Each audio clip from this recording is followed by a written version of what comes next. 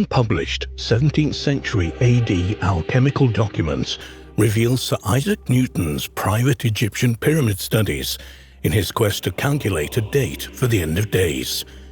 In July 1936 AD, a metal chest surfaced at Sotheby's auction house in London, filled with Isaac Newton's unpublished, private, handwritten papers and lab books. After economist John Maynard Keynes bought the treasure chest, he was shocked to find Newton was not only a force in mathematical theory, astronomy and optics, but that he was also a clandestine esoteric theologist and an alchemist, questing otherworldly realms beyond physics with the assistance of supernatural forces.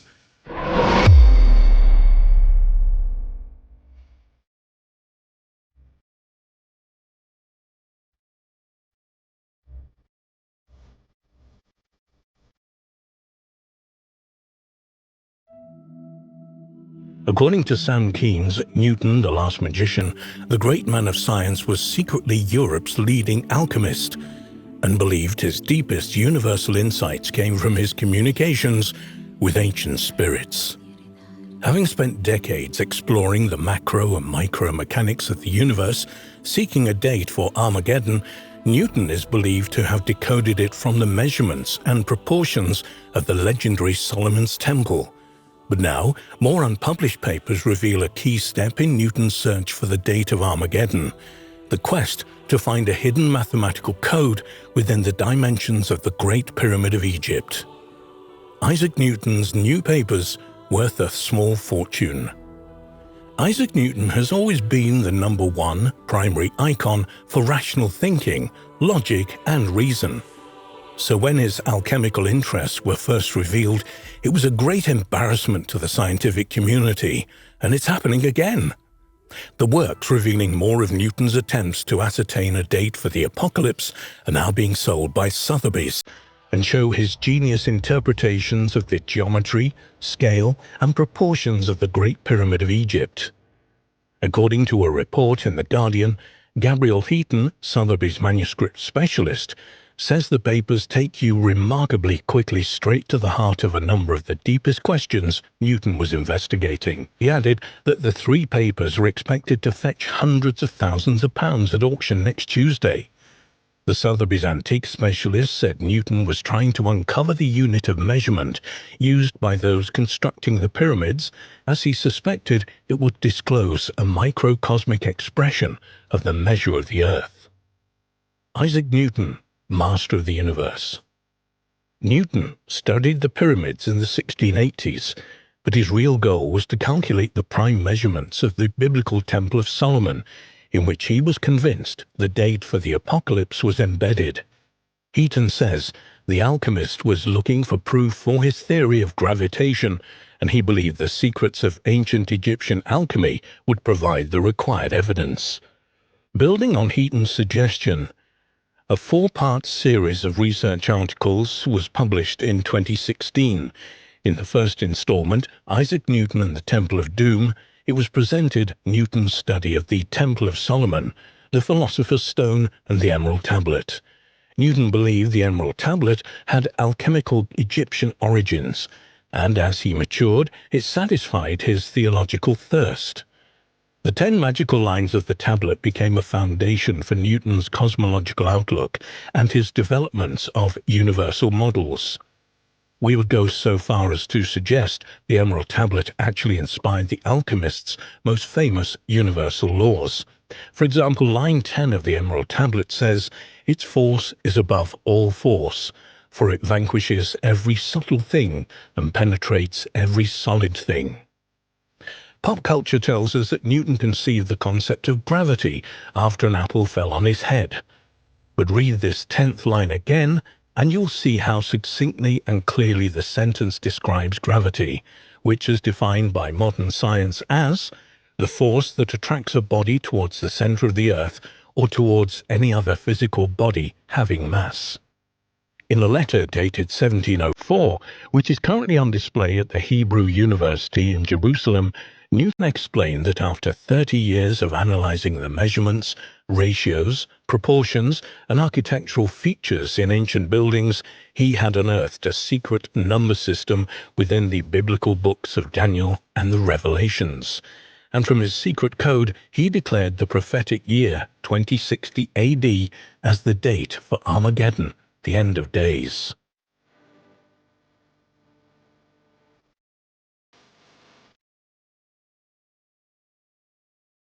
But just how many of his paradigm-shifting scientific achievements resulted from his quest for the Philosopher's Stone and his translation of the Emerald Tablet of Hermes?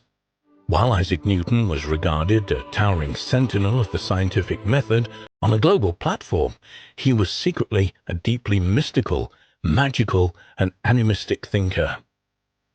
The Newton Project website provides scans of papers written by John Maynard Keynes, offering researchers insights into Newton's inner thoughts.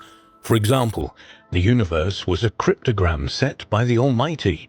Newton set out to read the riddle of the Godhead, of past and future events divinely foreordained, and according to Keynes, Newton turned to the early philosophical works of the 16th century European intellectuals who formed the mystical secret society, the ancient mystical order Rosicrucis, better known as the Rosicrucians. Deeply religious and anti-Catholic, just like Newton, the Rosicrucians strive to create a liquid called the elixir vitae, and substance called the Philosopher's Stone, required to produce limitless amounts of gold.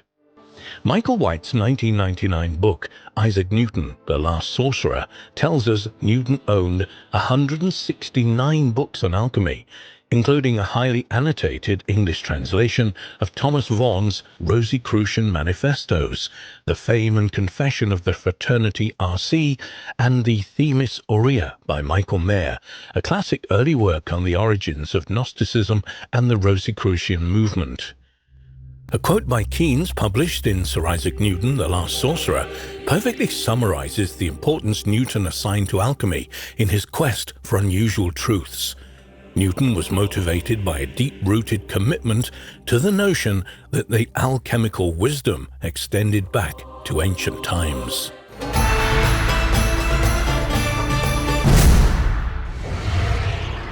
The city of Heracleion, home of the temple where Cleopatra was inaugurated, was swallowed by the Mediterranean Sea off the coast of Egypt nearly 1,200 years ago.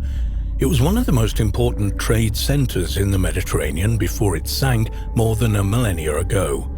For centuries, the existence of Heracleion was believed to be a myth, much like the city of Atlantis is viewed today.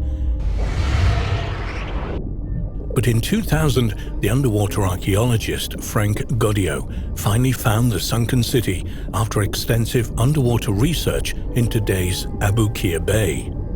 Before this modern-day discovery, Heracleion had been all but forgotten, relegated to a handful of inscriptions and phrases in ancient texts by the likes of Strabo and Diodorus. The Greek historian Herodotus, 5th century BC, writes of a great temple that was built where the mythological hero Heracles, or Heracles, first set foot in Egypt. He also claimed that Helen of Troy and Paris visited the city before their famous Trojan War. 4 centuries after Herodotus visited Egypt, the Greek photographer Strabo noted that the city of Heracleion was located to the east of Canopus at the mouth of the river Nile.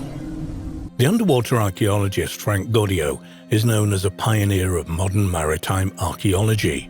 Goddio founded the European Institute for Underwater Archaeology, IEASM, in 1987, with the aim to explore and research underwater archaeological sites. IEASM is known for having developed a systematic approach using geophysical prospecting techniques on underwater archaeological sites. By exploring the area in parallel straight lines at regular intervals, the team can identify anomalies on the sea floor, which can then be explored by divers or robots. This research allowed them to understand the topography and circumstances that caused submersion of the area over time.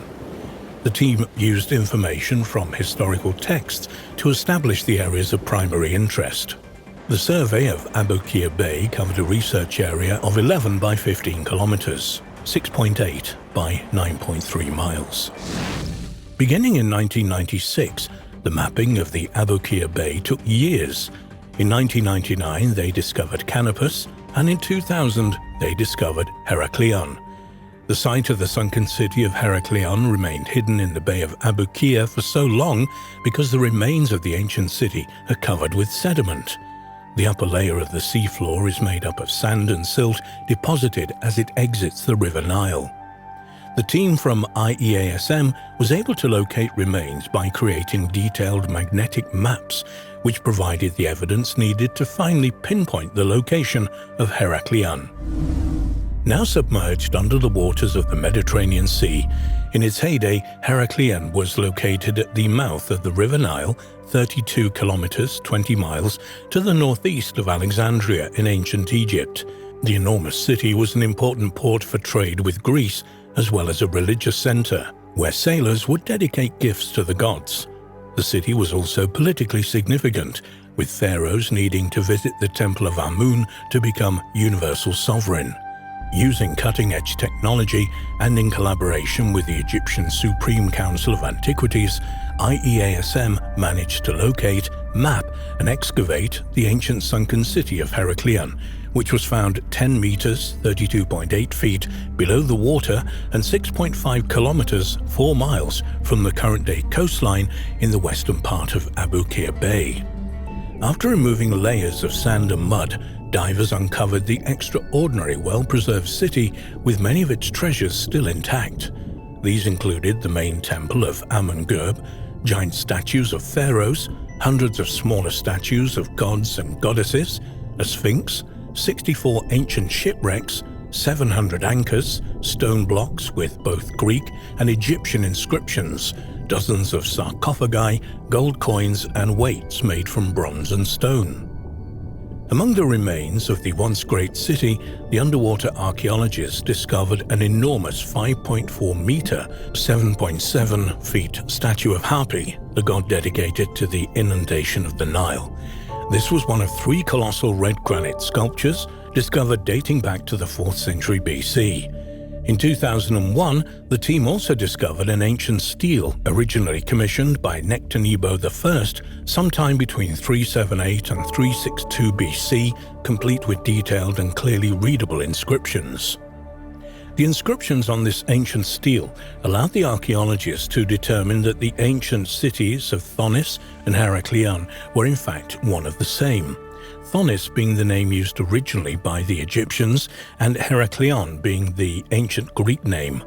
From then on, the ancient sunken city was known as Thonis Heracleion.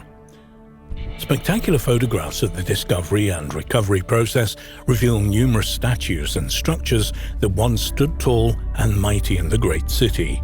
One photo shows a Greco-Egyptian statue of a Ptolemaic queen, which stands eerily on the seabed, surrounded only by sediment and darkness, while another photograph shows the face of a great pharaoh peering up out of the sand.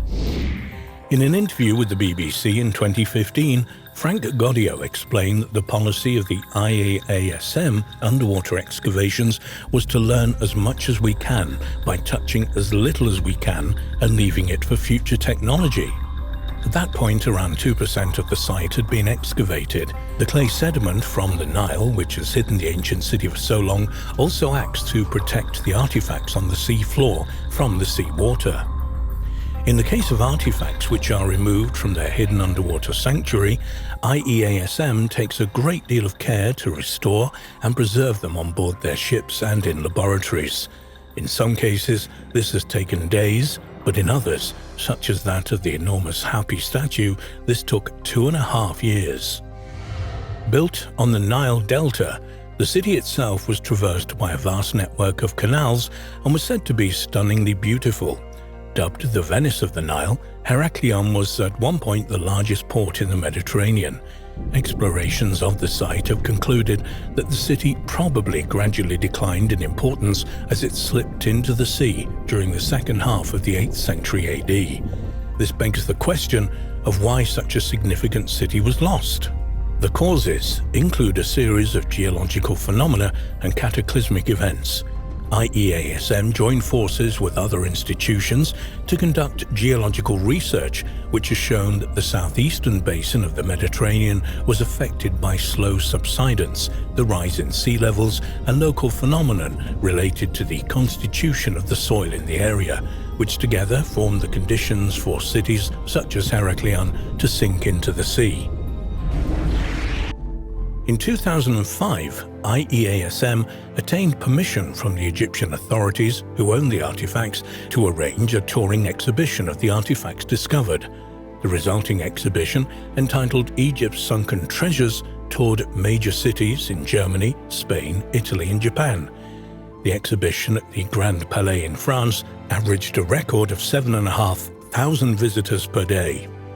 The British Museum joined forces with Frank Godiot in 2015 to arrange its first underwater archaeology exhibition, which included about 200 artifacts discovered off the coast of Egypt by IEASM between 1996 and 2012.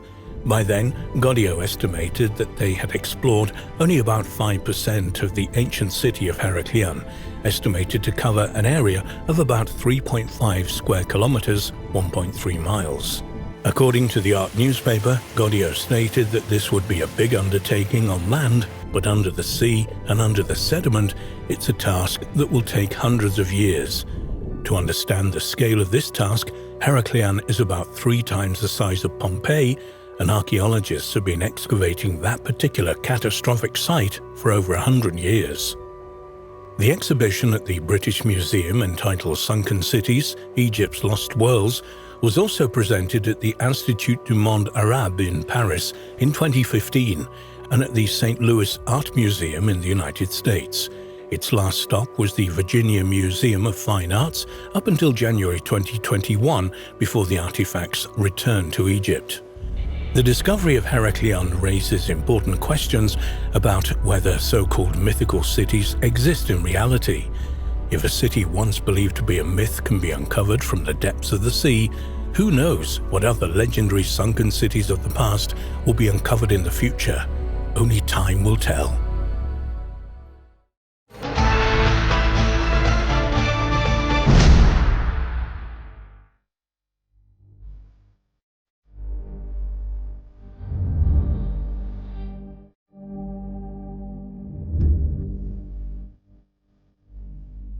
The mysterious site of Abu Ghurab, Egypt, was a sun temple and a funerary complex. Indeed, the site contains the only complete sun temple ever discovered. But according to some researchers, there are more mysteries to be discovered at Abu Ghurab. They insist that heavy blocks used to build some monuments at the site could only have been levitated into position using ancient advanced technology involving acoustic waves, a technique which has since been lost. It's generally believed by Egyptologists that the Egyptian cult temple of the Old Kingdom were based on the cult of the sun god Re at Heliopolis, which meant that they were probably open in plan and lacking a shrine. Sun temples were unique among the ancient Egypt cult temples, as worship was centered on a cult object, the benben, a short obelisk placed in full sunlight. The benben was the name of the divine stone at Heliopolis, associated with an old Egyptian verb which meant to rise. According to the pyramid texts from the Old Kingdom, this stone was a manifestation of the primeval god Atum, when he rose out of the primeval waters of Nun. According to another interpretation, it represented the primeval hill on which Atum first landed. The stone itself was conical in shape, was kept in the innermost sanctuary of the House of Re in Heliopolis, called the House of the Benben. The building of the sun temples was the result of a gradual rise in the importance of the sun god. During the Old Kingdom, Ra became essentially a state deity. Among the few temples surviving from the Old Kingdom are sun temples of the 5th dynasty kings at Abu Ghurab. Abu Ghurab, Arabic for Father of Ravens, is an ancient Egyptian site about a mile north of Abu Sir, between Saqqara and Al-Jizah, and 6 miles southwest of Cairo. The site is known as the location of two 5th dynasty sun temples circa 2465 to 2325 BC. The first part of the 5th dynasty is associated with a remarkably strong emphasis on the worship of the sun god Re. Contemporary inscriptions record that 6 sun temples were built on the site in that period. However, only those of King Urusaph and King Neosea have been found excavated. Nuosea, or Neosera, meaning possessed of Re's power, was the 6th king of the 5th dynasty, and his sun temple was better preserved of the two as it was constructed entirely of stone. Years before, the purpose of Neosea's structure was known, a pyramid of Riga, by travelers who visited there. This description is perhaps not too far wide of the mark, as Nuosea constructed a pyramid, mortuary complex, and a valley temple at the site. The Sun Temple at Abu Gurab is one of only 2 Kingdom Sun temples known to have survived, although it's believed that many others existed and were destroyed, fell into ruin, or have not been discovered yet. The temple consisted of a large courtyard constructed on the edge of the desert, surrounded by storerooms, cult chambers, and an altar. The upper temple included a 60-foot high pedestal supporting a 108-foot obelisk, a symbol of the sun god. An altar was built to the east, directly in front of the obelisk in the court open to the sun. This altar was constructed of 5 huge white alabaster blocks, which were arranged to form a symbol meaning Ra is satisfied. A long, covered passage approached the platform from the Nile River Valley and was decorated with beautifully sculptured and painted scenes from the Old Kingdom around 2575 to 2130 BC.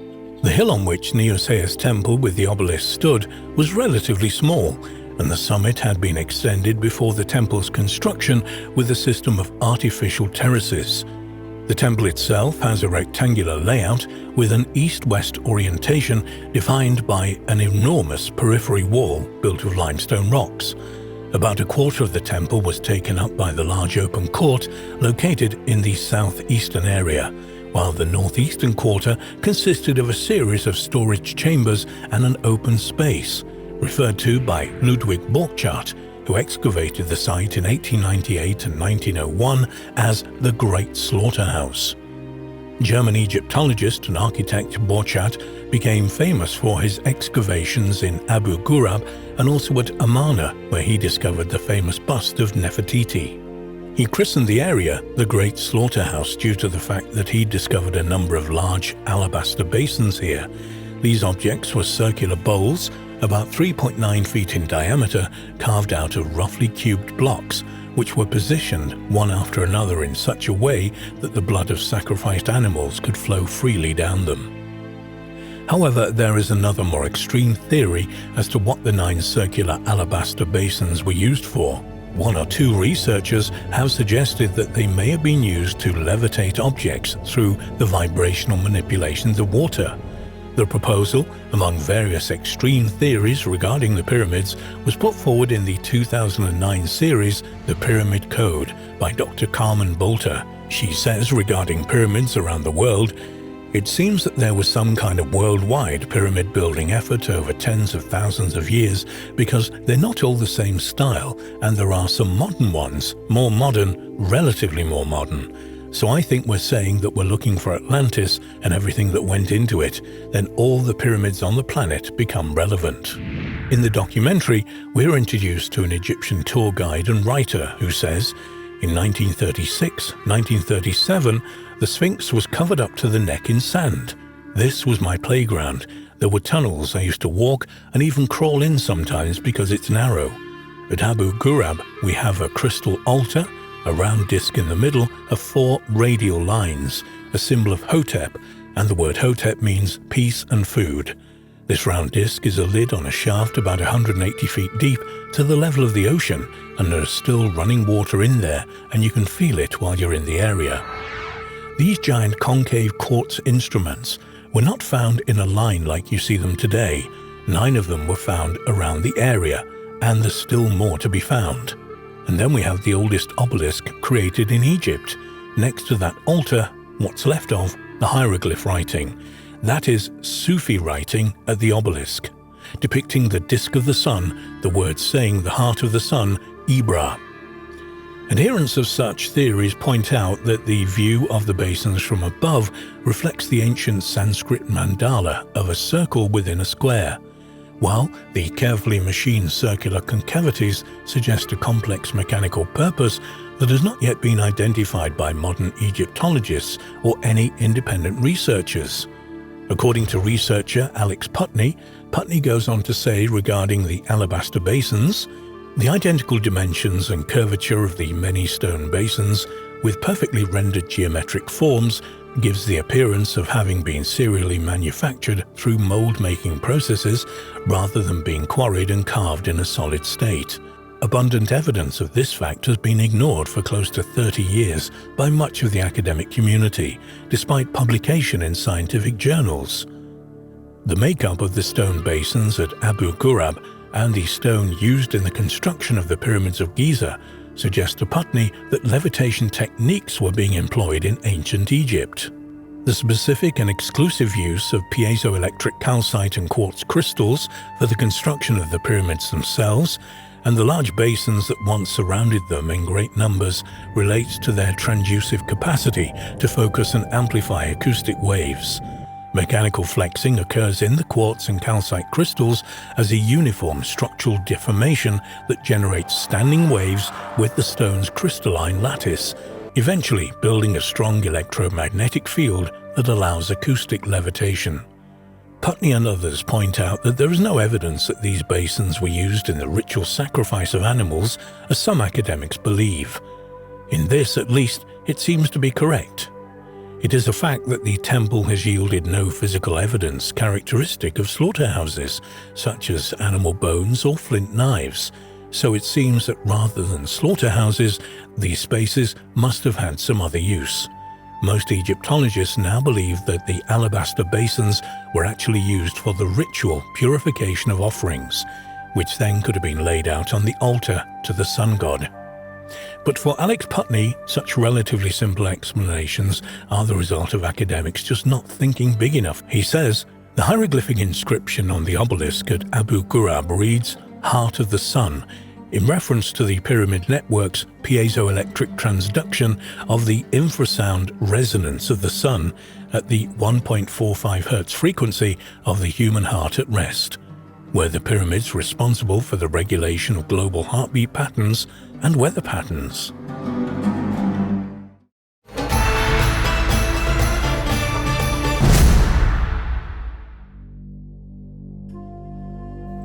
The Dendera temple complex, located about 37 miles off Luxor on the west bank of the River Nile, is one of the best preserved collections of ancient monuments in Egypt. Contained inside the complex is the superb Temple of Hathor, founded in 54 BC by Cleopatra's father, Ptolemy XII.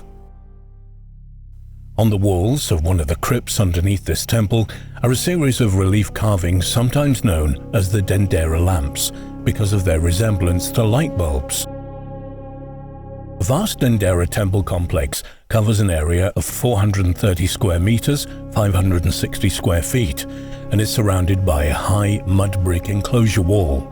The complex belongs mainly to the Ptolemaic 305 to 30 BC and Roman 30 BC to AD 395 periods, though the buildings replaced much older temples on the same site.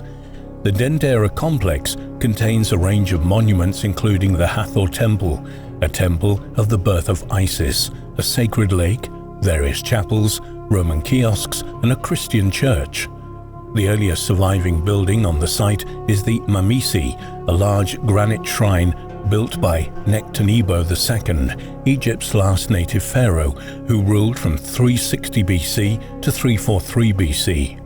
The main temple at Dendera is the magnificent Temple of Hathor, which in its present form was mostly constructed over a period of 30 years, from 54 to 20 BC, during the reign of Ptolemy XII and his daughter, the famous Queen Cleopatra VII. Along with the Ptolemaic Temple of Horus at Edfu, located about 68 miles south of Luxor, this temple is the most completely preserved in Egypt. On the temple's outer wall, there are finely carved reliefs, showing both Cleopatra and her son by Julius Caesar, Caesarion, Ptolemy XV. The grand, elaborately decorated sandstone temple of Hathor was dedicated to the cow-headed goddess of Hathor, the consort of the falcon god Horus and goddess of love, motherhood, joy and music. The famous Dendera zodiac relief, the first known representation of these stars in the form of a zodiac in Egypt, was found in the temple of Hathor, adorning the ceiling of the second chapel of Osiris, one of the 6 rooftop chapels dedicated to the great Egyptian god of the underworld. Beneath the floors of Hathor's temple cult chambers are 14 crypts, suites of rooms of 3 or sometimes 4 stories. These subterranean rooms were used to store cult equipment, archives, and magical emblems for the temple's protection. The most important of the numerous statues kept in the crypt was that of the Bar of Hathor. The bar was believed to be the being's personality and was depicted as a bird or a bird with a human head. Access to these crypts was gained from hidden trapdoors in the floor and secret sliding doors in the walls. Subterranean crypts were a common feature in Egyptian temples from the late period 664 to 525 BC onward.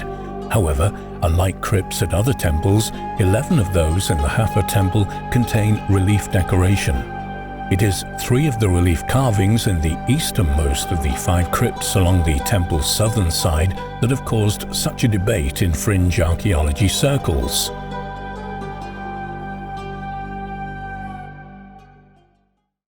One of these controversial reliefs shows Horus holding an elongated bulb-like object containing snakes, which is supposed to be a dyed pillar, a symbol resembling a column with a broad base and capital divided by 4 parallel bars with 2 human arms. A huge baboon-like demon holding 2 knives in his hands is depicted to the right. Although Egyptologists interpret these images as representing lotus flowers spawning a snake, some researchers have other explanations for their meaning. In their 1996 book, The Light of the Pharaohs, Austrian ancient monument theorists Peter Krasser and Reinhard Habeck conjectured that the snake inside the lotus flower represented light bulbs. They suggest that in the reliefs, the snake represents the electric current, the lotus flower the socket of the bulb, the lotus stem the cable, and the dyed pillar the isolator. Krasser and Habeck believe that due to the extreme darkness of the crypt, some form of light would have been required, and as there are apparently no traces of soot in the room, this must have been an electrical lighting system. No discussion of alternative explanations for ancient mysteries would be complete without an appearance by the granddaddy of ancient astronaut theories, Erich von Däniken. In his book, The Eyes of the Sphinx, the newest evidence of extraterrestrial contact in ancient Egypt, from 1996, von Däniken echoes the opinions of Krasser and Habeck that the Dendera reliefs illustrate an ancient electric light bulb, cryptically adding that the image of the baboon is a warning that the electrical device could be dangerous if used incorrectly. He also states in the book that the relief is located in a secret chamber.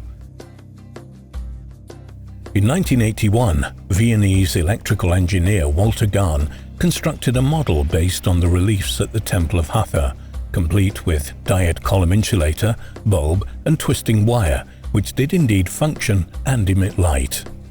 So can we interpret these images at Dendera as proof that the ancient Egyptians used electricity to light their underground tombs and crypts, and were thus in possession of incredibly advanced technology thousands of years ago? The first basic objection to the theory that these ancient reliefs depict electrical lamps is that an electric light bulb does not need an extra insulator, the diode. The glass of the light bulb insulates the filament. Secondly, no material evidence has ever been found, despite hundreds of years of investigations and excavations in Egypt, not a trace of associated artifacts or supporting technology, such as wires or power supplies that would be required to manipulate electricity. Thirdly, the assertion made by Krasser and Habeck that no traces of soot have ever been found in Egypt's numerous underground tombs, pyramid shafts and crypts is completely untrue. Soot is there in abundance, on the burial chamber walls of the Red Pyramid of Dashur. For example, in other cases, such as the walls of the passages in the Great Pyramid at Giza, for example, decoration was undertaken in daylight before the ceiling and roof were installed. Furthermore, even a quick perusal of the Dendera reliefs shows that they are in fact covered in soot. The original white color of the limestone is still visible around the edges of the block. So how do we interpret these enigmatic reliefs? Although it is not known exactly what the dyad pillar represents, its hieroglyphic meaning is enduring or stability, and sometimes column. The dyad pillar has also been interpreted as a combination of the four pillars that the Egyptians believed supported the four corners of the earth, as a cedar tree with lopped branches as the backbone of the god Osiris, and as a stylish sheaf of corn. It may have represented all of these things at various times during ancient Egyptian history.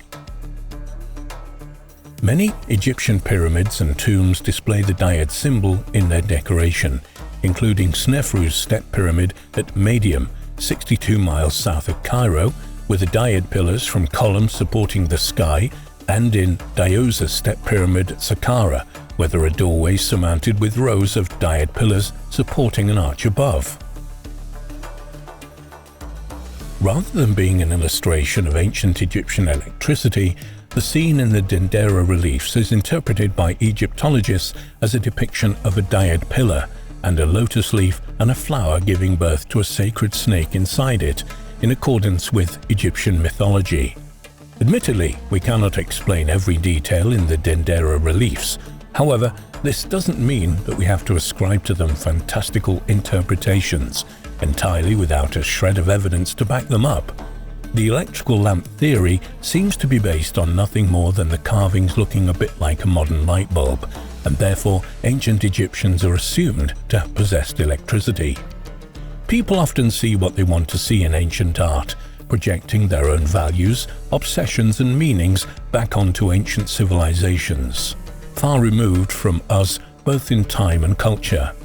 One of the 21st century's main obsessions is with technology, which is why any ancient objects that are imperfectly or only partially understood are thought to be ancient machines of some kind that show that our ancestors were just as advanced as we are today. Unfortunately, this attitude tells us absolutely nothing about ancient cultures, buildings and artifacts, but everything about ourselves. The Dendera relief must be understood in terms of ancient Egyptian religion and mythology, and not modern technology. The scenes depict a magical, not a technical process.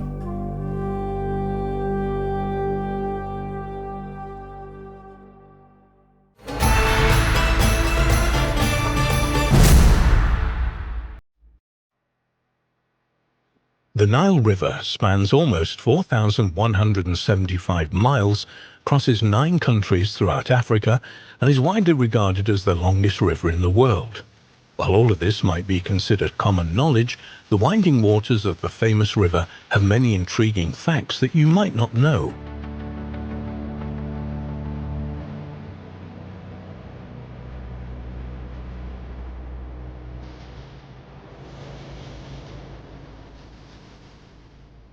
Here are 10 of the most fascinating facts about the Nile River.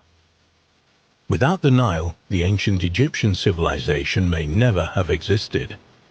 The Nile River was considered the source of life by the ancient Egyptians and played a vital role in the country's history and rich culture.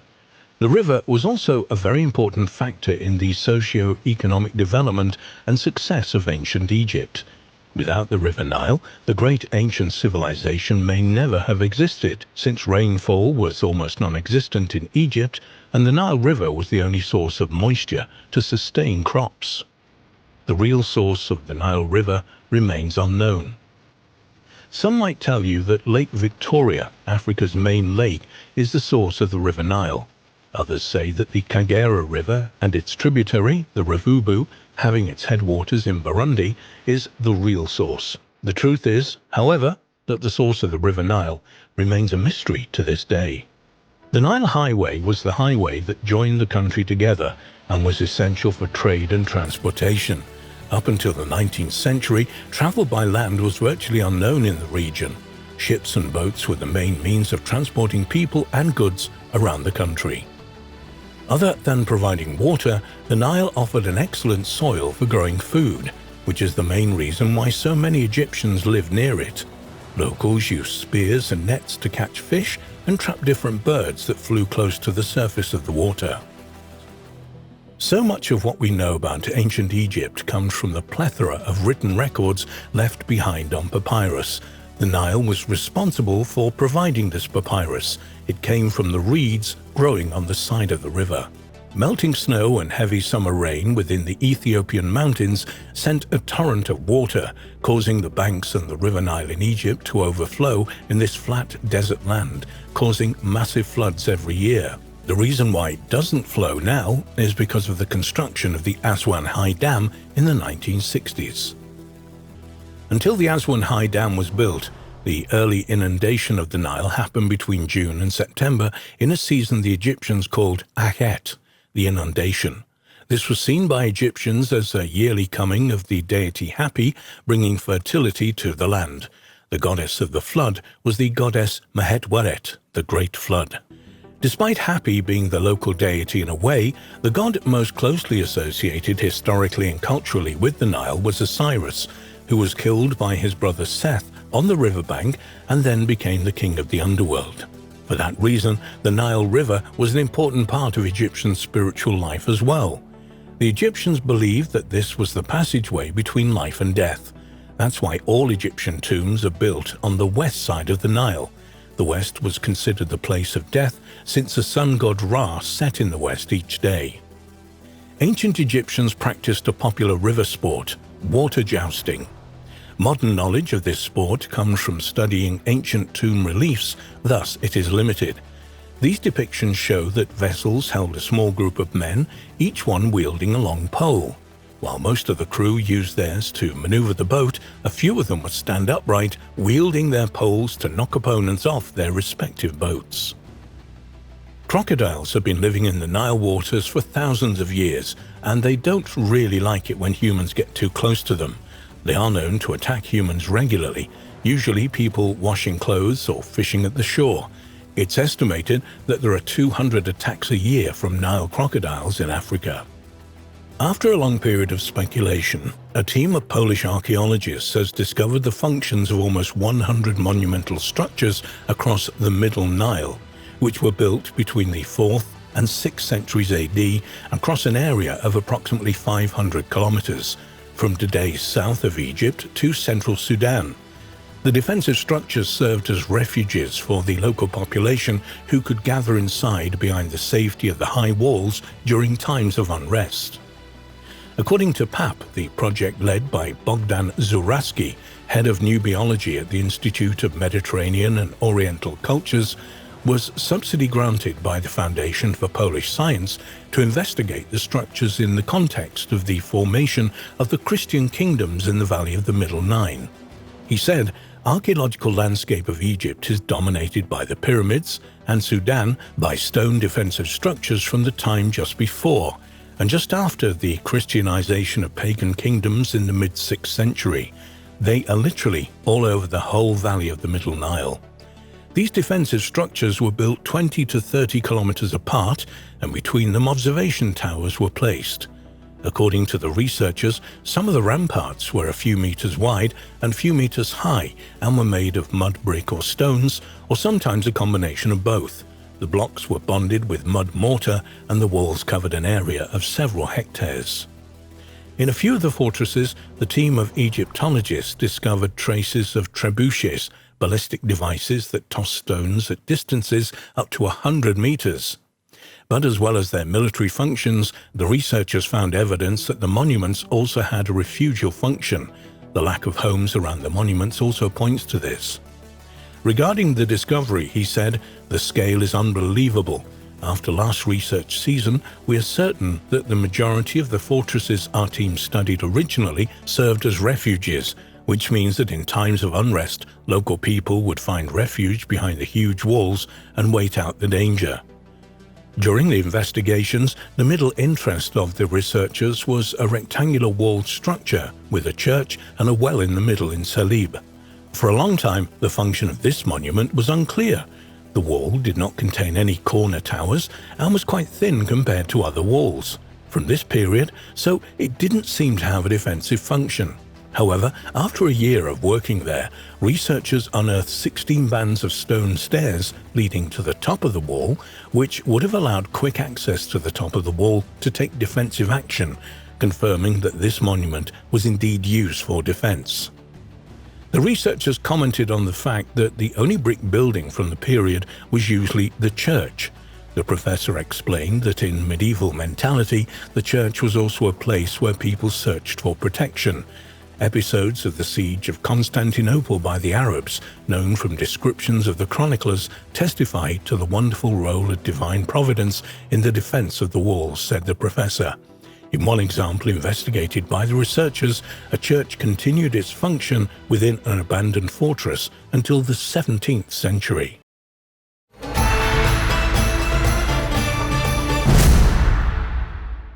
English archaeologist Howard Carter's spectacular discovery in 1922 of the almost intact tomb of the boy pharaoh Tutankhamun in the Valley of the Kings inspired an interest in ancient Egypt which still endures into the 21st century. Indeed, the fabulous gold mask of Tutankhamun has become the popular image of Egyptian civilization. The discovery of Tutankhamun's tomb created a worldwide press sensation, and stories spread about a curse on anyone who dared to break into the pharaoh's tomb.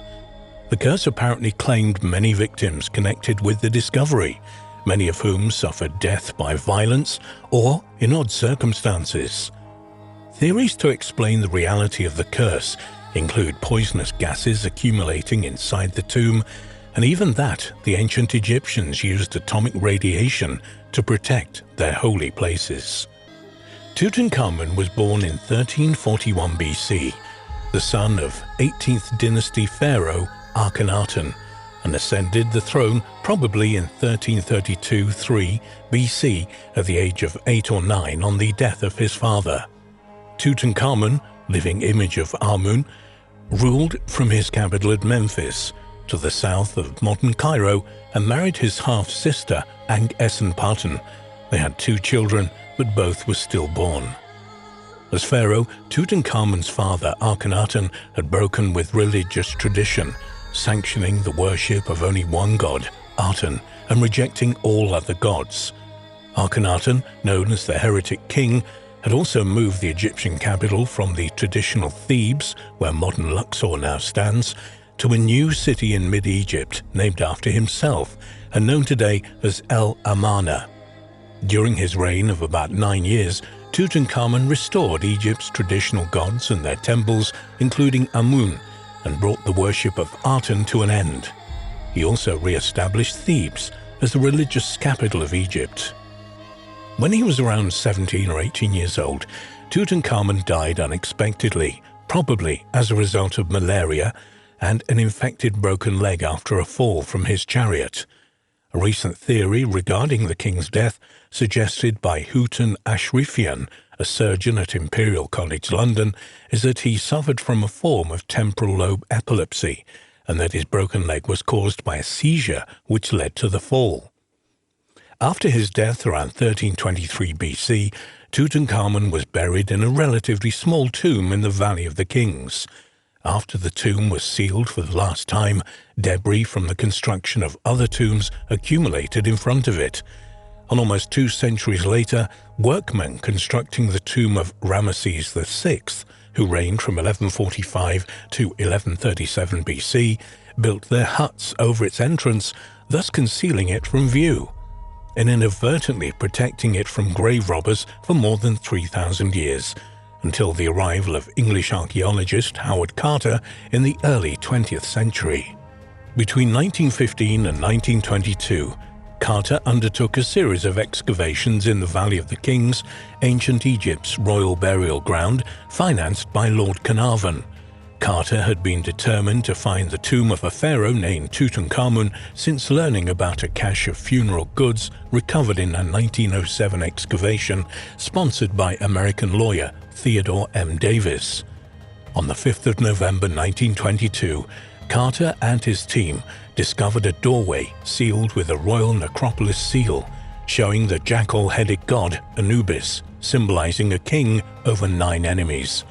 Carter knew he was on the verge of discovering a magnificent, untouched tomb.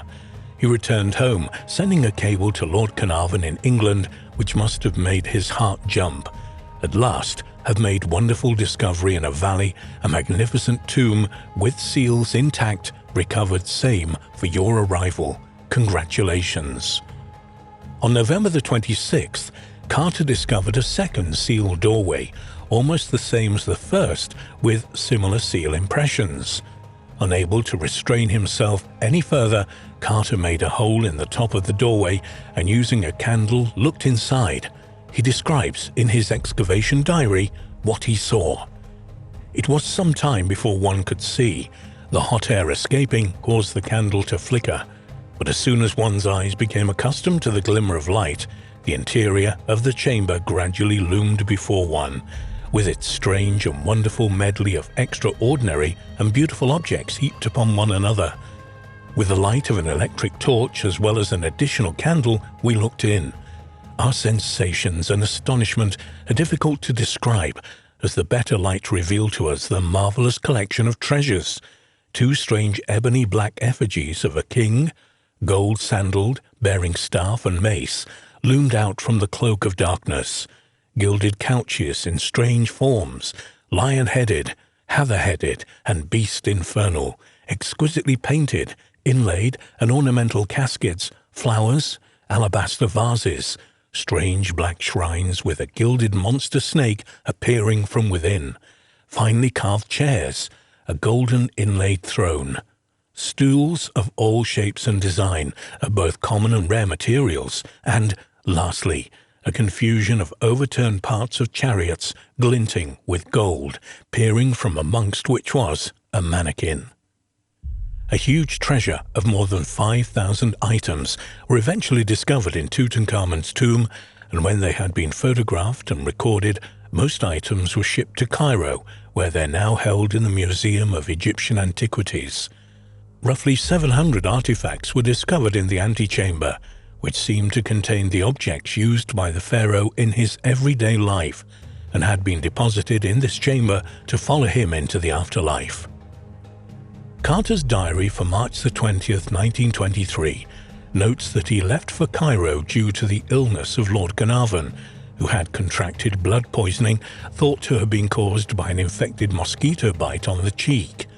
The next day, Carter describes Carnarvon as very ill with an acute attack of blood poisoning, and on the 26th writes that he'd had developed pneumonia. Carnarvon died early in the morning of April the 5th in the Continental Savoy Hotel in Cairo, less than 2 months after the official opening of the burial chamber of Tutankhamun. After the excavations of Tutankhamun's tomb came to an end in 1932, Howard Carter returned to London, retiring from archaeology and undertaking part-time work as an agent for museums and private collectors, while at the same time working on the publication of his findings from the Valley of the Kings. But on the 2nd of March 1939, he died of lymphoma, a type of cancer, in Kensington, London at the age of 64, before he was able to fully publish his discoveries. The relatively early deaths of Lord Carnarvon and Howard Carter, as well as others connected with the excavation of Tutankhamun's tomb, has led to stories of some kind of Pharaoh's curse. Shortly after the tomb was opened in 1923, a British novelist with an interest in the mystical, Marie Corelli, pseudonym of Mary Mackay, issued a dramatic warning that was published in the New York World, in which she said that the most dire punishment follows any rash intruder into a sealed tomb. There were stories that an ancient Egyptian warning had been found inside the tomb, and when Lord Carnarvon died 6 weeks after the tomb had been opened, Arthur Conan Doyle, the creator of Sherlock Holmes, and by this time a convinced spiritualist, suggested his death had been caused by elementals or curses concocted by ancient Egyptian priests to guard the tomb of the king Tutankhamun, but no such curse had ever been found inside the tomb. A number of theories have been put forward concerning the curse of Tutankhamun, including the ancient Egyptians' use of poisons or toxins in the protection of the tomb of the boy king Pharaoh. In recent years, a scientific mummy's curse theory has been offered where exposure to ancient, toxic pathogens from the sealed tomb may have affected many of the visitors to the site, including Lord Carnarvon, Jennifer Wegner, an Egyptologist at the University of Pennsylvania Museum, including Lord Carnarvon. Jennifer Wegner, an Egyptologist at the University of Pennsylvania Museum in Philadelphia, said, "When you think of Egyptian tombs, you have not only dead bodies, but foodstuffs, meats, vegetables, and fruits. It certainly may have attracted insects, molds such as bacteria, and those kind of things. The raw material would have been there thousands of years ago." Recent laboratory studies have shown that some ancient mummies do indeed carry potentially dangerous species of mold. These molds can cause allergic reactions ranging from congestion to bleeding in the lungs, which can be particularly harmful for people with weakened immune systems. In 1949, an atomic scientist called Louis Bulginari suggested that contamination through atomic radiation could explain the curse. He commented on the subject at the time, saying that it is definitely possible that the ancient Egyptians used atomic radiation to protect their holy places. The floors of the tombs could have been covered with uranium, or the graves could have been finished with radioactive rock. Rock containing both gold and uranium was mined in Egypt. Such radiation could kill a man today. This theory may not be as far-fetched as it sounds. In 1999, James Bigew of Laurentian University in Sudbury, Ontario, and researchers with the Atomic Energy Authority of Egypt in Cairo examined 7 ancient Egyptian monuments, including tombs in the Valley of the Kings. 3 were found to have potentially hazardous radon concentrations. The highest level was in the Samkat Pyramid at Saqqara, south of Cairo. Radon is produced by the decay of uranium in the ground and in rocks used to build the monuments. Bearing such evidence in mind, it's surely possible that high levels of radon inside Tutankhamun's tomb was responsible for causing the Pharaoh's curse.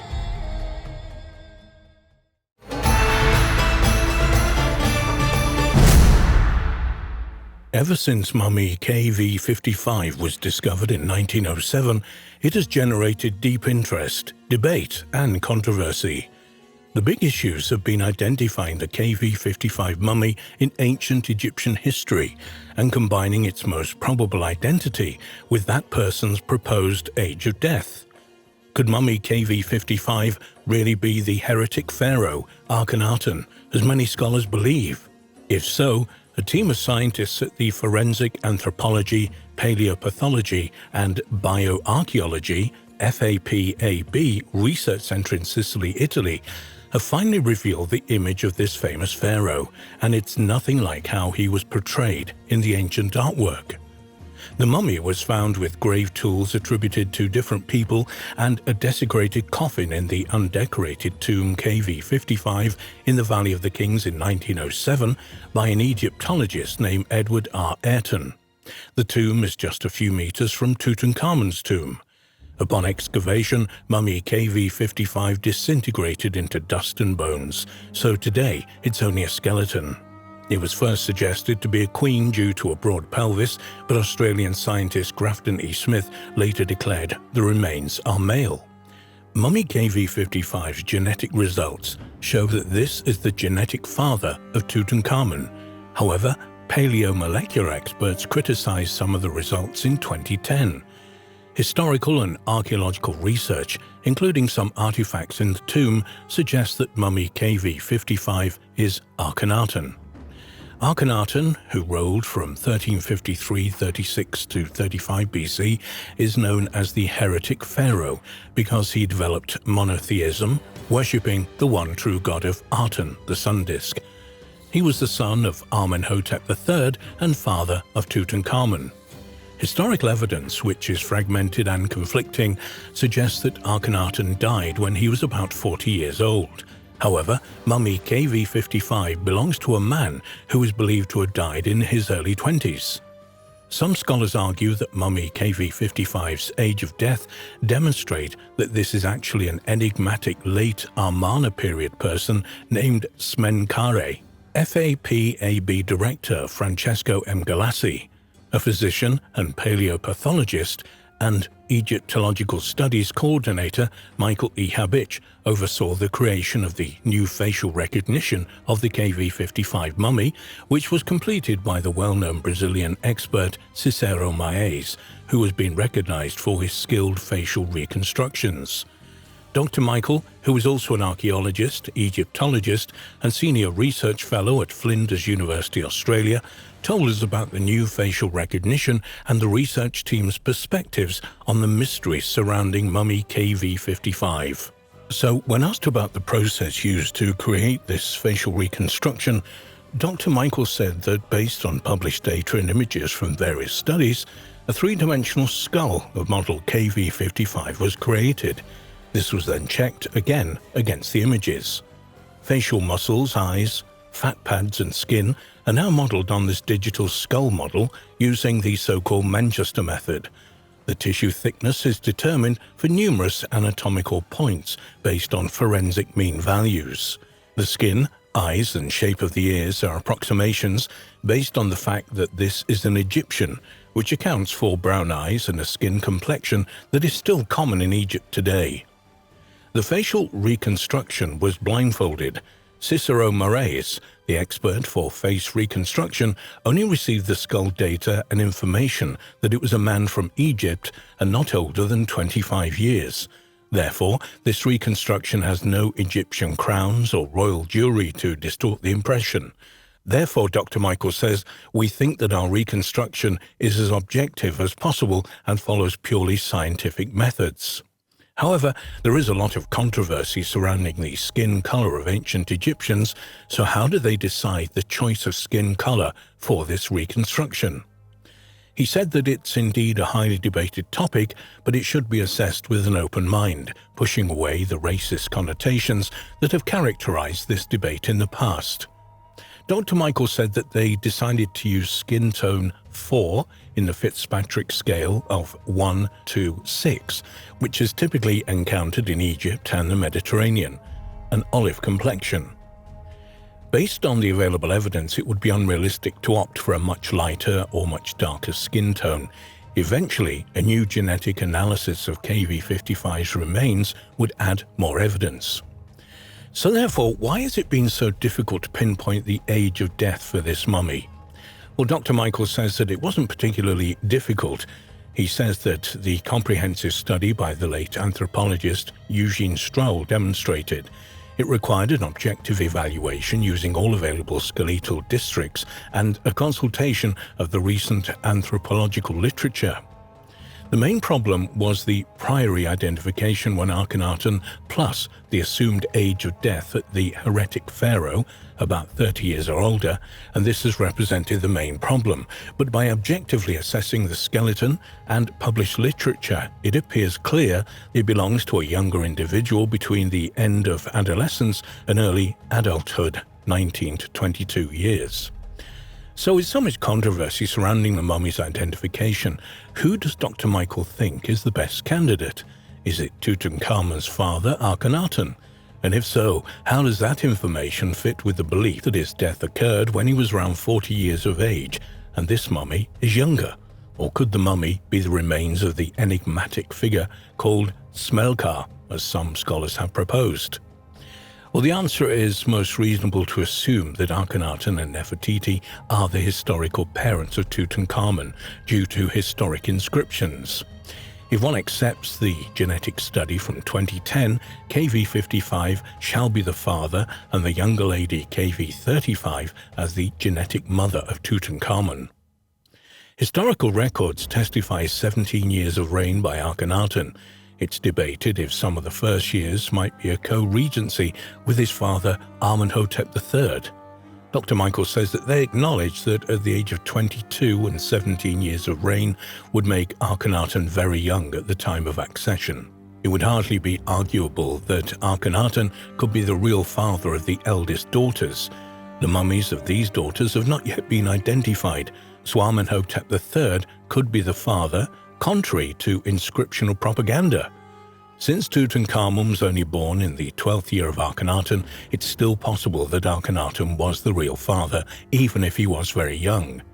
If Smenkhar is assumed to be the father of Tutankhamun, this is also problematic.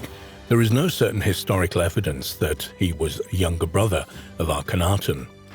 Moreover, many experts argue that Smenkhar is in fact the fictitious figure that Queen Nefertiti assumed at the end of Akhenaten's reign in order to succeed him as male king, analogous to Hatshepsut, who ruled as King Mat-Kara. Is this Akhenaten? Why does he look so different from the ancient representations of the heretic pharaohs? Could this be due to the style of art that was used by artists in the Amarna period? Well, Dr. Michael says it turns out that Egyptian art is generally not very realistic, but reflects a desired ideal image, especially in the case of the king. In the Amarna period, a grotesque, almost comic-like sense of art was introduced. In the course of time, art became more moderate and elegant again. The famous Berlin bust of Nefertiti is in this later tradition. It's therefore not surprising that the family members of the royal family of Amarna look normal and not like in Amarna art.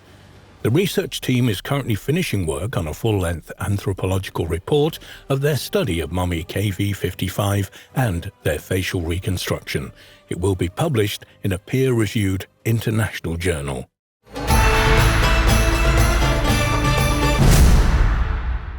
The Sphinx is the most debated ancient monument in the world.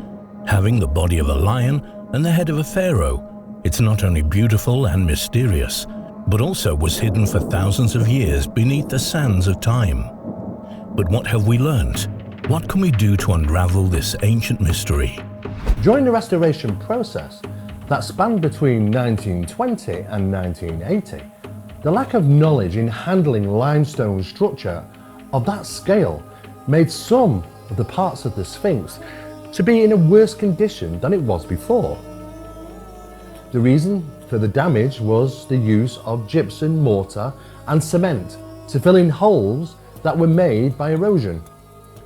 The modification built up new stresses in the limestone structure of the Sphinx. The archaeologists then had to repair damages made by the restoration process. They reversed the whole process by carefully removing the cement from the cracks and sealing it with something that is non-invasive. Also, there were a couple of areas of the Sphinx that still show colouring, due to it being painted in vivid bright colours by the ancients. The Sphinx stands upon limestone bedrock at a height of around 20 meters. The head of the Sphinx alone measuring around 5 meters. It's often said that, in its moment of splendor, it was beautifully painted a sunburst red with a funeral-type headdress or nemes, which would have been vivid blue and yellow, much like the casket of Tutankhamun. The Sphinx measures approximately 58 meters in length, with a 3-meter tail. According to official Egyptologists, it was sculpted in the 26th century BC, and with this, we have our first mystery. What is the true age of the Sphinx?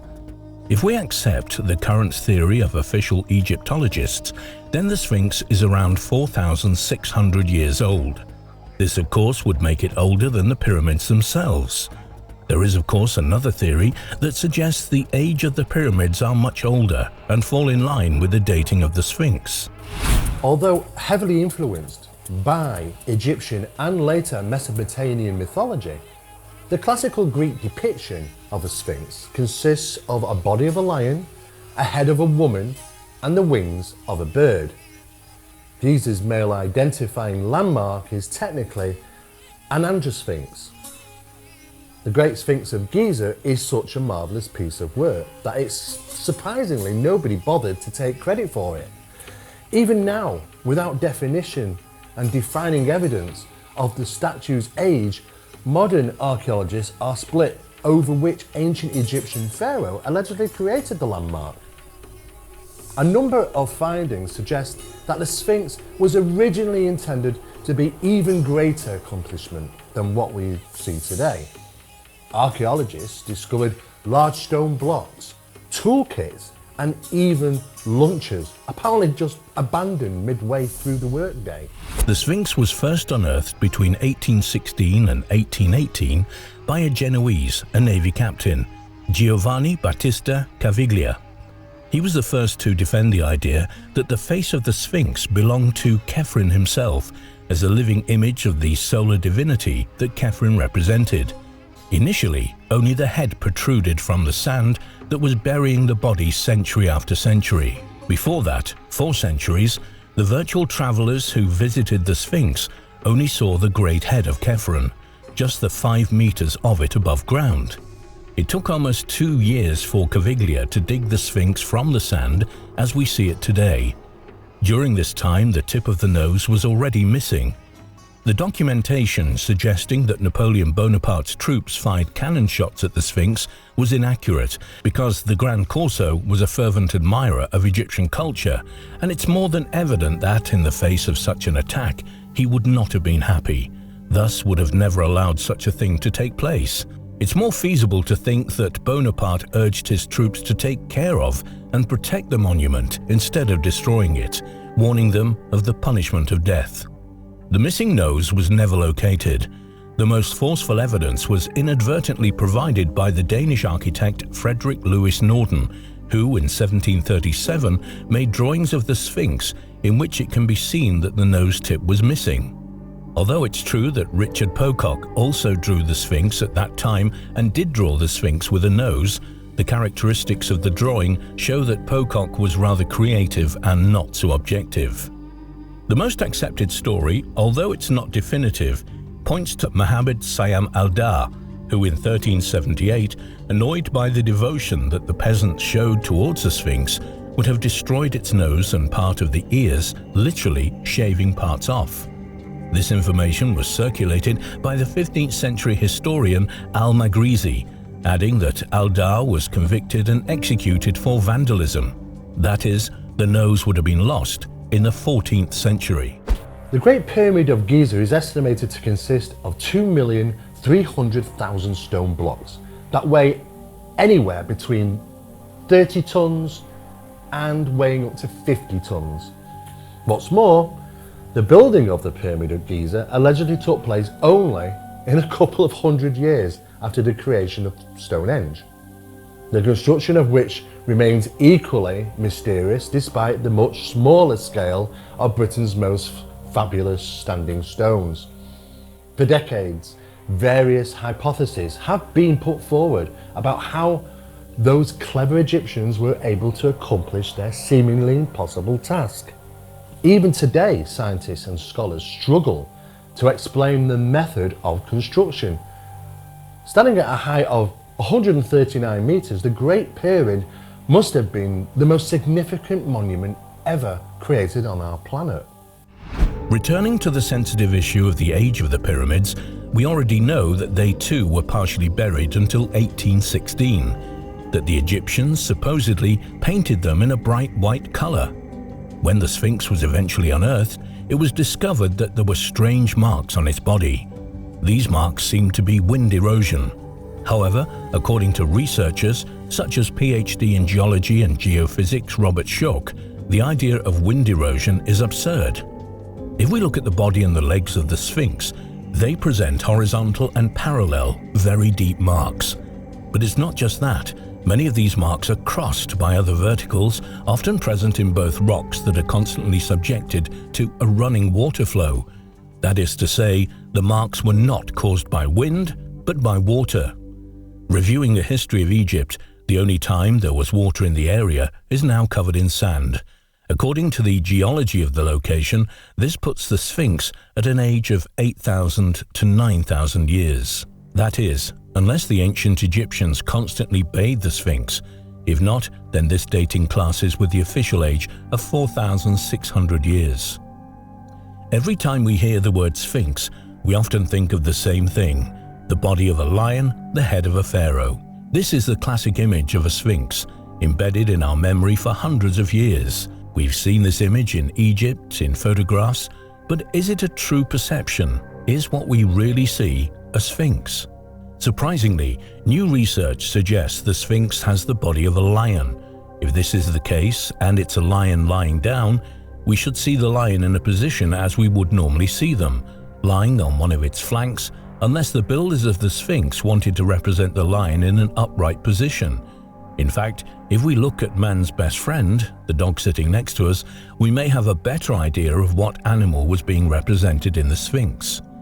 The Sphinx is likely not a lion, but a dog. However, what dog could be being represented as a god by the Egyptians? Well, only one, and not really a dog, but a jackal. Let's theorize. What if the Sphinx is in fact Anubis, the jackal god of the Egyptians? Now, why represent Anubis, supposedly with the head of Pharaoh, Khephren? If we take a closer look at the Sphinx in all its dimensions, we will see that the body, 58 meters of it, is immense in relation to its head. A small head might mean that perhaps the pharaoh's head was sculpted from another, larger head. In fact, a jackal's head would be large enough to sculpt the pharaoh who, according to this theory, would have taken the gigantic sculpture of Anubis and would have turned his head into his own face. That is to say, the Sphinx would in reality be the largest Anubis sculpture in the world. Another question to arise is when you study the Sphinx. Researchers have for many years pondered the reasons why the Sphinx casts its eyes to the east. There are several hypotheses why this might be. First, we must clarify certain things.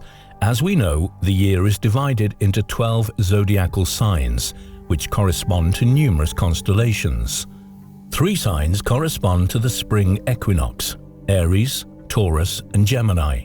The following signs to the summer solstice: Cancer, Leo, and Virgo, followed by some of those of the autumn equinox: Libra, Scorpio, and Sagittarius, and the remaining belong to the winter solstice: Capricorn, Aquarius, and Pisces.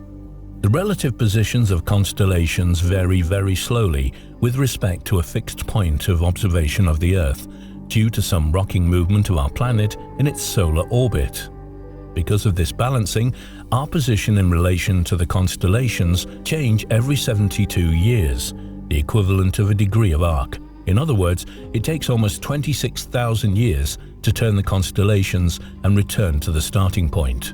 This curious phenomenon, called precession of the equinoxes, was already known in antiquity, where ancient civilizations attached great importance. To each period of 2,160 years, they gave it the name era, and so it has continued to this day. If we multiply by 2,160 the number of eras from the current one to that of Virgo, we obtain an approximate date, the year 10,000 BC. It's thought that in those times, ancient people began to raise the enigmatic monument. So the Sphinx is likely not 4,600 years old, but closer to 12,000 years old, which would have been the age of Leo, as suggested by researcher and author Robert Bauval. There's a theory that the Sphinx is facing east because it's to recall a time, a remembrance to the civilization that once built it. To the east, we have several ancient civilizations, but none would be as old as the Sphinx. Only Göbekli Tepe in Turkey would be older than the Sphinx, around 11,500 years.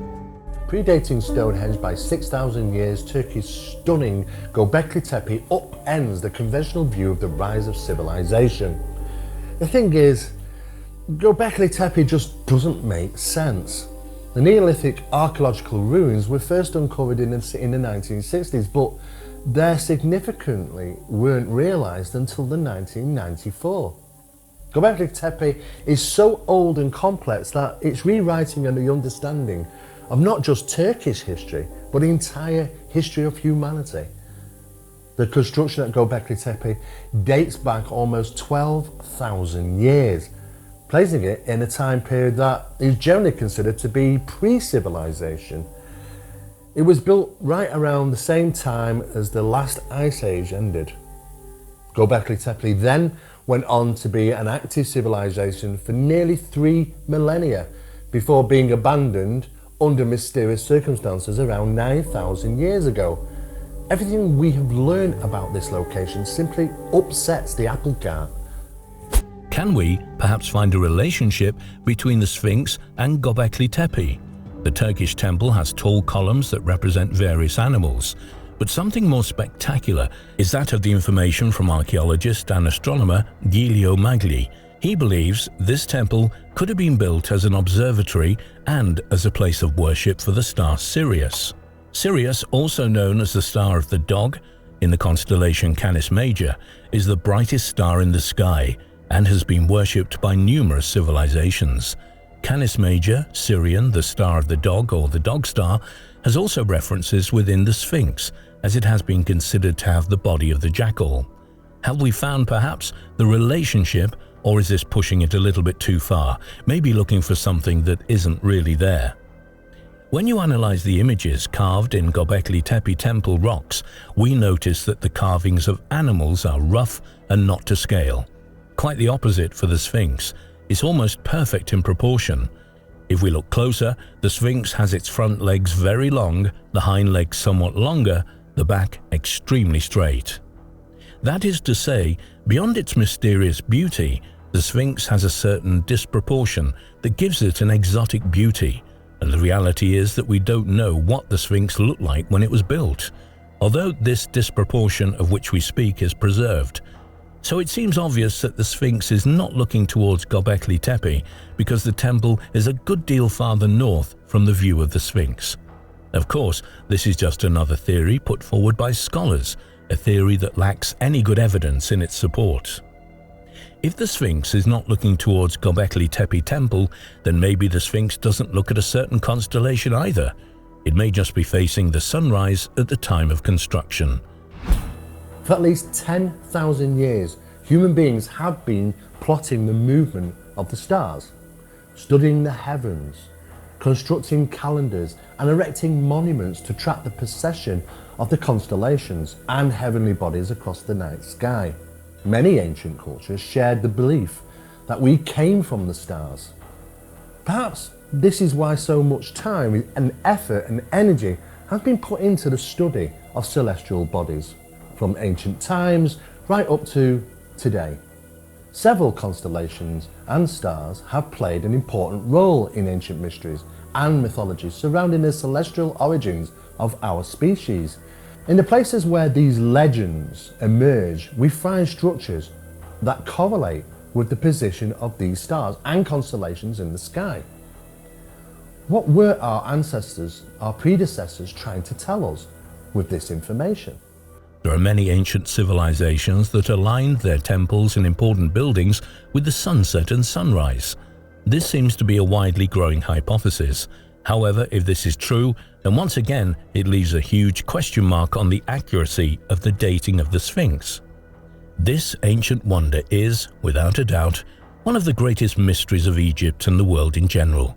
Its age continues to be, without a doubt, a mystery in itself. And finally, as to who and why the head of the Sphinx was changed is lost to time. Debate continues if the head was originally that of a lion or a jackal, and if the Sphinx predates the pyramids. If so, then maybe the Egyptians adopted the Sphinx, leaving the question as to who created it, this being an even more perplexing mystery than many others. Whoever built the Sphinx abandoned it very quickly. The evidence that has been found supports that people just put down tools and left and abandoned the whole place, just as many other civilizations abandoned their locations, be it the Mayans, the Aztecs around the world. It's a mystery. We don't know where they went. We don't know why they suddenly left these places. But one thing is for sure, their skills in creating these huge megalithic structures, amazing, and are still amazing researchers today. They haven't got all the answers. Many researchers are guessing at this game. Who built the Sphinx? I don't know. How old is the Sphinx? Probably a lot older than what we really think, or what is documented in scientific journals. It's a complete mystery. Now in the 21st century, science is finding more and more things which do not give us any more answers, but produce more questions, in fact, especially regarding the mysterious cut stones of the Egyptian pyramid. One of the most interesting things that's come to light recently is that these strange cut stones seem to have shown blade marks boring holes into granite stone with a cutting revolution of a millimetre per revolution, and obviously having to utilise some type of technology, some type of machinery. But where is that machinery? Where is this technology? Well, we don't seem to be able to find this. How did they do such things with rocks and stone? Obviously it must have been relatively easy for them. We're just as perplexed today as we've always been. But most interesting is scientific study in the casing stones of the Egyptian pyramids. Over the last year, researchers have taken samples from the rock and found that under the microscope hairs within the rock. And they couldn't work out, how does hair get inside the rock? Well, really, there's only one way that can happen, and that is if the rock was a mould, and whoever constructed it, whoever was over it brushing out those bubbles, hair fell off the head and into the mix. This has been speculated many times by scientists in places in Peru where rocks look to be moulded to each other in strange fashions and shapes. If that is the case, then we have to question, how did they melt the rock? Is there a method? There is rumours that they use some type of plant extract to melt rock, but there's no evidence to support those theories. We really are just scratching our heads. One thing is to show, the evidence points towards that some of these rocks were liquefied and made like some type of hard cement. How they did that, I really do not know, but one thing is for sure, those hairs do exist within the rock, and if they're in there, there's only one way to get in there, and that is through the process of a molten rock and hair dropping into it, liquefied, and then eventually set in place. It's a complete conundrum.